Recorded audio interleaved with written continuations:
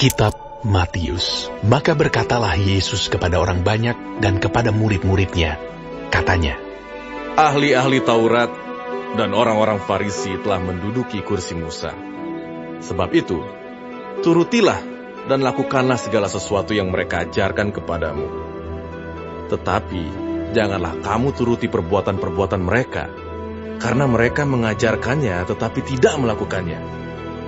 Mereka mengikat beban-beban berat, lalu meletakkannya di atas bahu orang, tetapi mereka sendiri tidak mau menyentuhnya. Semua pekerjaan yang mereka lakukan hanya dimaksud supaya dilihat orang. Mereka memakai tali sembahyang yang lebar dan jubah yang panjang. Mereka suka duduk di tempat terhormat dalam perjamuan dan di tempat terdepan di rumah ibadat. Mereka suka menerima penghormatan di pasar dan suka dipanggil rabi. Tetapi kamu, janganlah kamu disebut rabi, karena hanya satu rabimu dan kamu semua adalah saudara. Dan janganlah kamu menyebut siapapun bapa di bumi ini, karena hanya satu bapamu, yaitu Dia yang di sorga. Janganlah pula kamu disebut pemimpin, karena hanya satu pemimpinmu, yaitu Mesias. Barang siapa terbesar di antara kamu, hendaklah ia menjadi pelayanmu. Dan barang siapa meninggikan diri, ia akan direndahkan. Dan barang siapa merendahkan diri, ia akan ditinggikan.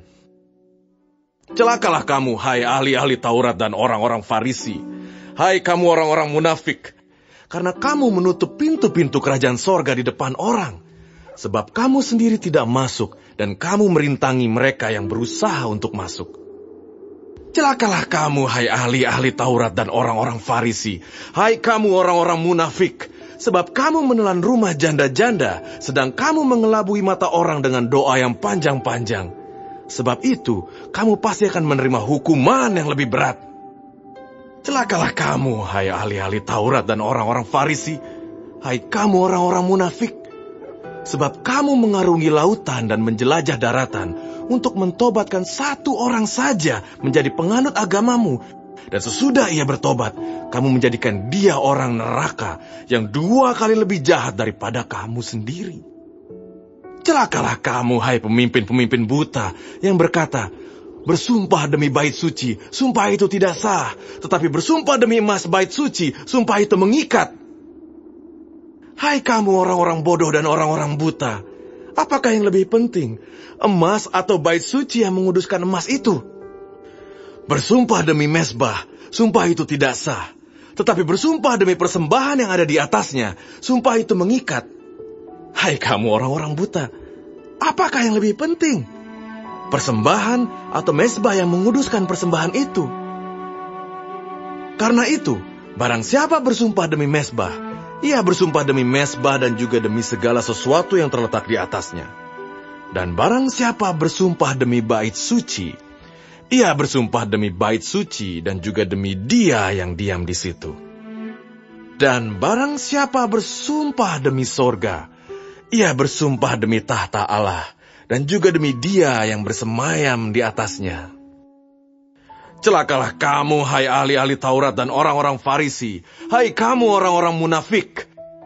Sebab persepuluhan dari selasih, adas manis dan jintan kamu bayar, tetapi yang terpenting dalam hukum Taurat kamu abaikan, yaitu keadilan dan belas kasihan dan kesetiaan. Yang satu harus dilakukan, dan yang lain jangan diabaikan. Hai kamu pemimpin-pemimpin buta, nyamuk kamu tapiskan dari dalam minumanmu, tetapi unta yang di dalamnya kamu telan. Celakalah kamu, hai ahli-ahli Taurat dan orang-orang Farisi, hai kamu orang-orang munafik. Sebab cawan dan pinggan kamu bersihkan sebelah luarnya, tetapi sebelah dalamnya penuh rampasan dan kerakusan. Hai orang Farisi yang buta, bersihkanlah dahulu sebelah dalam cawan itu, maka sebelah luarnya juga akan bersih. Celakalah kamu, hai ahli-ahli Taurat dan orang-orang Farisi, hai kamu orang-orang munafik. Sebab kamu sama seperti kuburan yang dilabur putih, yang sebelah luarnya memang bersih tampaknya, tetapi yang sebelah dalamnya penuh tulang belulang dan pelbagai jenis kotoran. Demikian jugalah kamu. Di sebelah luar kamu tampaknya benar di mata orang, tetapi di sebelah dalam kamu penuh kemunafikan dan kedurjanaan. Celakalah kamu, hai ahli-ahli Taurat dan orang-orang Farisi, hai kamu orang-orang munafik, sebab kamu membangun makam nabi-nabi dan memperindah tugu orang-orang saleh, dan berkata, jika kami hidup di zaman nenek moyang kita, tentulah kami tidak ikut dengan mereka dalam pembunuhan nabi-nabi itu.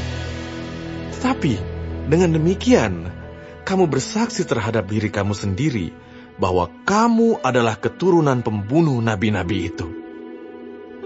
Jadi, penuhilah juga takaran nenek moyangmu. Hai kamu ular-ular, hai kamu keturunan ular beludak, bagaimanakah mungkin kamu dapat meluputkan diri dari hukuman neraka? Sebab itu, lihatlah, aku mengutus kepadamu nabi-nabi, orang-orang bijaksana dan ahli-ahli Taurat.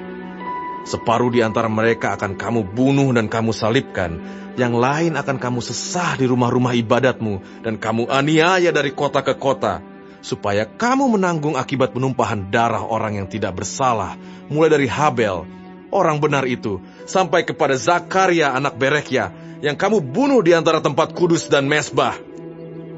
Aku berkata kepadamu, sesungguhnya semuanya ini akan ditanggung angkatan ini.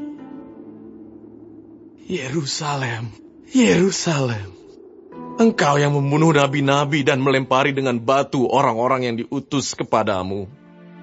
Berkali-kali aku rindu mengumpulkan anak-anakmu, sama seperti induk ayam mengumpulkan anak-anaknya di bawah sayapnya. Tetapi kamu tidak mau.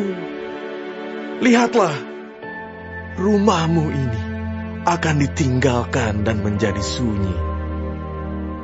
Dan aku berkata kepadamu, mulai sekarang kamu tidak akan melihat aku lagi, hingga kamu berkata, diberkatilah dia yang datang dalam nama Tuhan.